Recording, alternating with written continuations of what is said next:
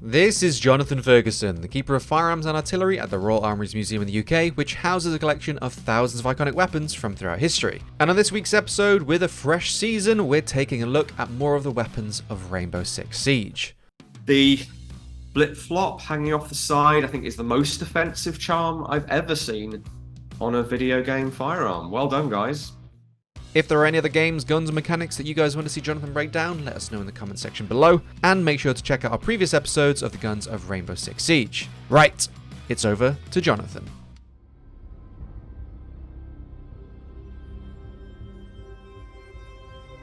All right, huge Magnum revolver here. I think it's meant to be the big K-frame Smith & Wesson family. Various permutations of that. Unscrew the barrel, screw in a new barrel, and you get that funky full-length shroud vented rib look that just makes the whole thing look much more modern.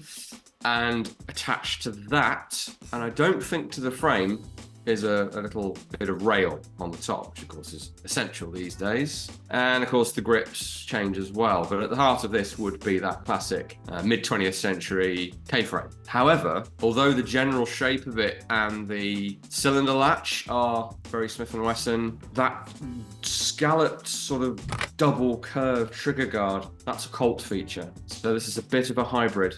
As to why you'd have this in a sort of CQB tactical environment, well, you wouldn't. The only real equivalent is that the famous French GIGN 357 Manuel revolver, which is, I think, still in their armory, but I don't think they use anymore. I'm not aware of anyone ever using a 44 for this kind of counter-terrorist work. Doesn't really make much sense. But it is, of course, cool.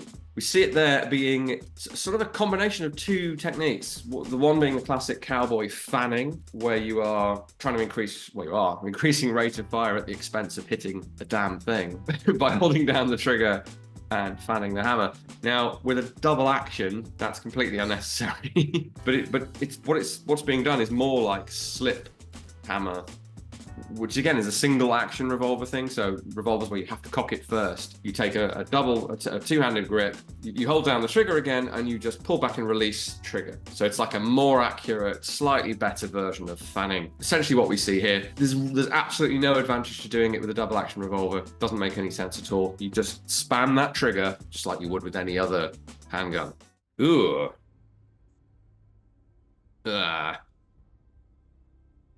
Is this you playing again, Dave? No, we got my colleague Jake to record this time, but I think my influence has permeated through the rest of the team. Clearly. This is as it says, it's an M12, specifically, well, it should really be PM12S. Very tiny looking suppressor on there. That's a Beretta, by the way, so it's Beretta submachine gun. Fun fact, the new pulse rifle thing from the new Alien movie, at its core, is one of these. Of course, we've got this terrible sort of dip camouflage finish. I'll ignore the duck charm, except I haven't just acknowledged its existence. It's an interesting one because the cosmetics are overriding my annoyance at the rails, which is the other thing with this. So here's a proper PM12S. Classic Cold War sheet metal built submachine gun, very compact when its stock is folded. Very well respected design. You'll notice no Picatinny rail on top. Now that's not to say, no, that is to say that you couldn't have one on this, because the ejection opening, the ejection port, is actually slightly over center. You'd have to engineer some sort of solution for a rail on this thing, which would, well, you wouldn't. You would just put a strip of rail here, weld it on, and put your little red dot on there. What you should probably do is get yourself a 5.56 Carbine instead, which they're not bad. They're really not bad, but they're not what you would want in a truly modern submachine gun, which is why Beretta now has a replacement for this thing, PMX.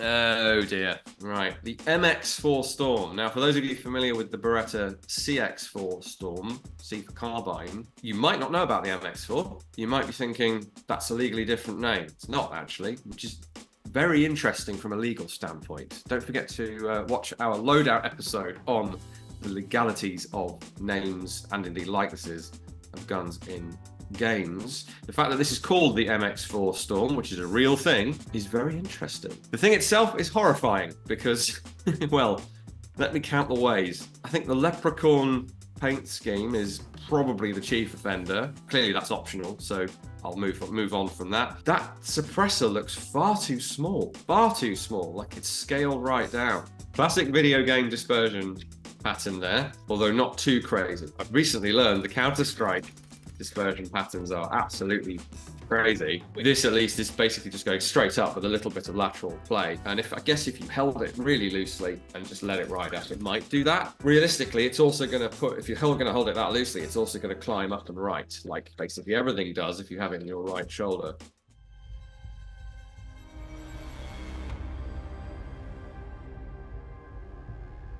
Some lovely beauty shots of this abomination.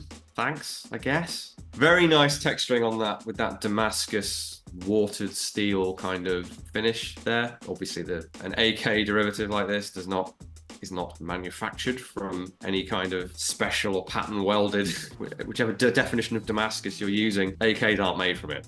And underneath all this is essentially an AK. So I'm aware of the name of this thing. Closest thing we would have to this, which is the 5.56 variant of what this is, which is actually the Polish beryl. I tried to pronounce it like that because beryl is an old lady's name in the UK, and it always makes me laugh to think of a gun that's called beryl. Sorry, Poland, I know that's not the intent. I know it's beryllium. So you can sort of see that they have in fact started with a model that's somewhat close to the actual beryl.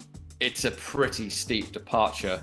So the name matches the apparent caliber, matches I guess a couple of features of the gun, but it doesn't notably, it doesn't have this big railed bridge over the top cover. Poland did not go the route of a railed top cover. All sorts of problems are encountered with that. Poland went for a great big girder attached to the front trunnion and then attached to the rear trunnion. So just completely bypassing this wobbly sheet metal top cover that isn't great for putting optics on. In Siege World, we've got a railed top cover without any form of additional latching to secure it at the rear, which is the biggest issue with a railed top cover. The flip-flop hanging off the side, I think, is the most offensive charm I've ever seen on a video game firearm. Well done, guys.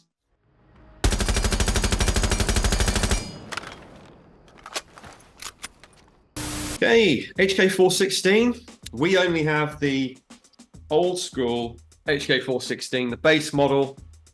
These are marked D. D is essentially a mistake. It stands for just HK Defense and was not supposed to have been left on the guns, amusingly. Anyway, ours is marked D. It shares with this model that very square magazine well, much less slanted than the classic AR-15 magazine well. Later models of 416 adopt the AR-15 magazine well, which some people say is a shame. So what's the C model? Well, was a C model HK416. C for compact. Well, they prototype only, so it should not exist.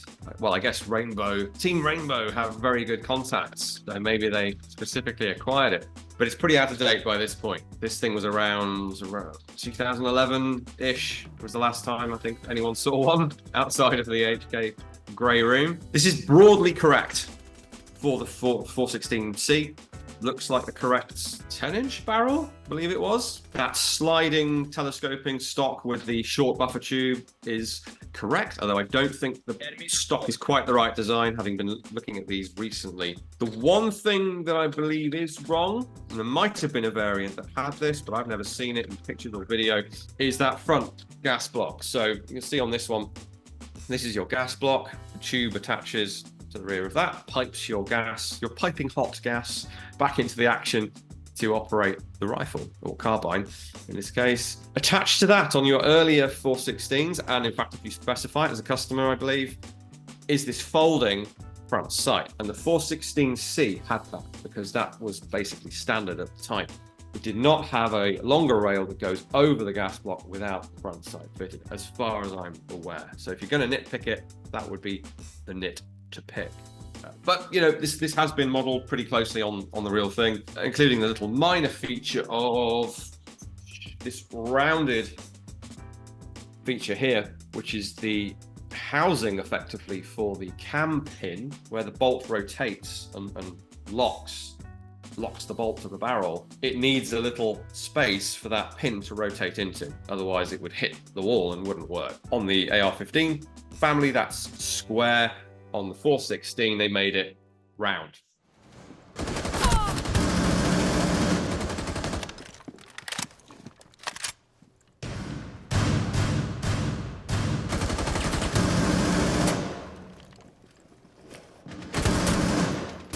Right, this is a nice one. Well, I'll say nice one. It's an interesting one. We haven't got this. This is the Hauer. Again, correct name, but it is a generic military name, so no issue there. It doesn't have the name Hauer, which is the Japanese firm that designed and manufactured these. So this is the current generation, although there is a next generation out there as well. Japanese Defense Force service rifle. Very much of its era in terms of construction and design. Think FNC, AR-18, that kind of thing. Slightly bizarre paint scheme, but we'll overlook that. And a little bit of a weird recoil pattern, but not beyond the realms of... The end result is pretty realistic. There's a bit of control input going on there to moderate that slightly. What's weird about it is it's going straight up and then off to the right. Whereas if you were really just holding it loosely, it would just pull up and right. Gets there eventually, but it goes up first. But once the player is putting a bit of input in there, what you end up with is quite a realistic kind of dispersion pattern. I'm not sure what that charm is. Dave, can you help me out? Well, that is a great question.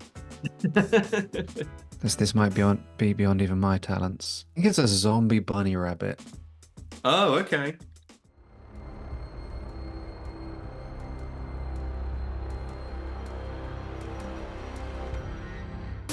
This is unfortunate. Firstly, because gold plating polymer is extremely difficult. Well, I'm sure these days there's a way to do it. It's quite a good, realistic-looking gold finish. It looks very metallic and shiny, and if you like that kind of thing, good. I don't, so it doesn't. So, another Beretta. Suspicious quantity of Berettas in this game, or at least in this video. The nomenclature is a bit wacky because you have the ARX 160, which is select fire, military law enforcement market, and you have the ARX 100, which is the primarily US market, I guess, and I'm sure it's around elsewhere as well in Europe. ARX 100 is semi-auto. The ARX 200, you would therefore expect to be the 7.62/51 semi-auto variant. From what I can tell, the ARX 200 is either select fire or semi-auto, and the name stays the same. It's not the case for the 5.56.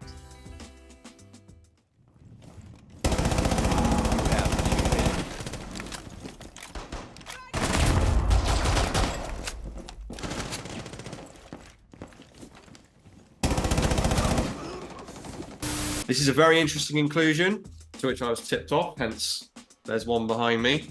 This is the Setme Amelie, so a Spanish gun, reminiscent of the MG42, but not the same, mechanically speaking. It's a 5.56 light machine gun, as you can tell from the game. You've got that right. They've used the name ALDA rather than Amelie. Ours is the vintage 1980s version acquired for test and evaluation versus, well, notably the Minimi, which is what was adopted by the British Armed Forces from these tests and trials over a period of decades. Kind of a continuation, really, of the Stoner 63 theory of machine gun design. Light, reduced caliber, short barrels, something to be carried forward in the attack, fired from the shoulder. So a relatively early example of that concept, which keeps sort of coming back around. As we don't have too many guns for this episode, I will give you a closer look at the Amelie.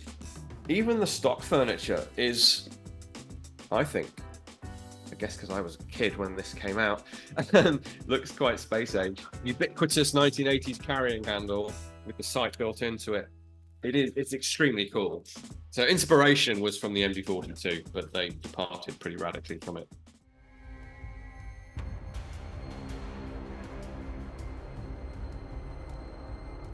That's another remarkable cosmetic job there. This is the Cry 612, again, correct name for the actual model. We haven't got one. Bullpup revolver shotgun with the option to mount, I think it's convertible rather than being a different model, to mount sort of the barreled action with a sort of foregrip arrangement onto the bottom of a rifle for that kind of master key shenanigans. Pretty unicorny, really, for this kind of thing. Albeit a compact 12-gauge shotgun with rapid fire capability is, of course, desirable for this kind of setting in the right context. Not a huge amount of... If you see a shotgun in this context, it's probably going to be a beanbag shotgun used by SWAT team or something, more so, or a breaching shotgun, of course. An actual fighting shotgun for CQB, in theory, very valuable. You'll rarely see it because something like a short barrel carbine can kind of do the same thing, really.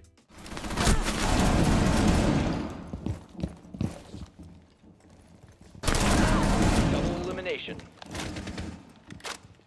Another shotgun and another one we don't have. This is the AA-12, a modernized version of the AA-12 with some sort of rail on top, which I think I have seen. Weird rails again. So like a pseudo Weaver in front and Picatinny in the back. It's like a rail system mullet going on there. I don't understand why you do that. Oh, and why does the muzzle device taper down to something like 5.56 caliber internally? This is a 12 gauge shotgun.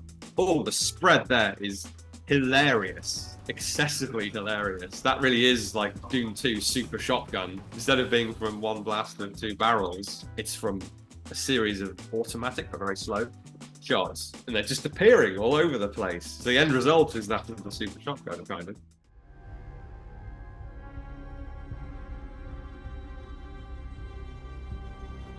What on earth is this thing? Is this meant to be based on a real gun? I mean, it has this broad shape of like a lever gun, I guess, but it fires one sort of explosive round, and its purpose is to like destroy cover and barricades and bulletproof shields, things like that. Yeah, I get the impression from the name that they're trying to hark back to the medieval handgun, as spelling often is, with the double NE, but obviously it's not really that. It looks plausible. It looks like something that someone might have invented and paraded at SHOT Show, and then it disappears the week after and is never seen since. In fact, I've definitely seen some kind of a very truncated handheld breaching gun, but it didn't look like this. So I think this is an original design by these guys. It looks very cool. I'd like to see this in a movie. I think it would work well. I suppose this lets us talk a little bit about all the breaching stuff that goes on in Siege. As I understand it, that's one entry point, and then you're in, and you're clearing rooms with firearms. You're not using it to poke a hole through a wall, kill someone, poke a hole through a wall, kill someone, because that doesn't give you the dominance of a room. It doesn't give you a picture of who else is in there. You're going to get return fire immediately to that breach that you've made. So the niche for which this handgun kind of breaching tool exists, for blowing holes in walls, doesn't exist. What you would use this for is blowing hinges off in something that's very light and compact.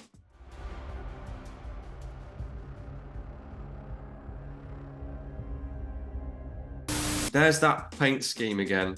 Kind of intriguing in that it almost looks like facets. It's very odd. I'm not sure such a thing could truly exist. It's called black ice, and okay. for some reason or another, it's the most sought after skin in Siege. Everyone wants like a black ice version of a weapon. It's undeniably cool looking. I just wouldn't want it on a realistic firearm, because it does seem to change the three-dimensional shape of the object. Now, clearly that's an optical illusion, but it does seem to do that. So the pistol itself, now I do know have a little bit of the lore on this. This came in with a BOPE, I like to pronounce it, operator, so a Brazilian tactical type.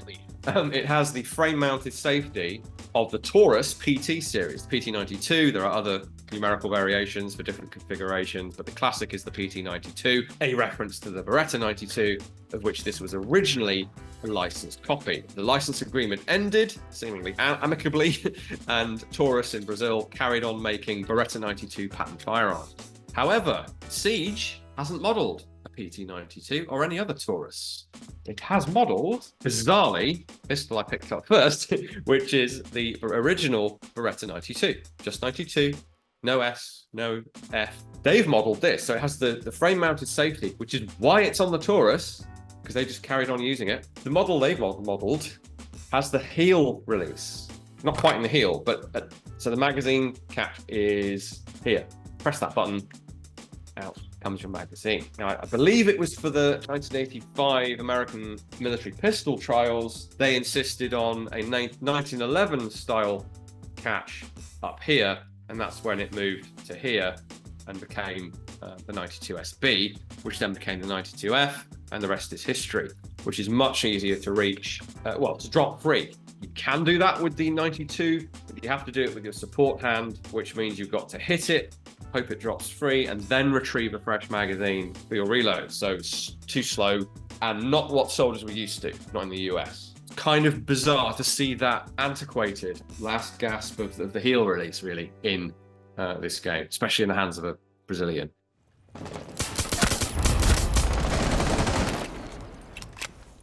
Okay, guys, those were some more guns from Rainbow Six Siege.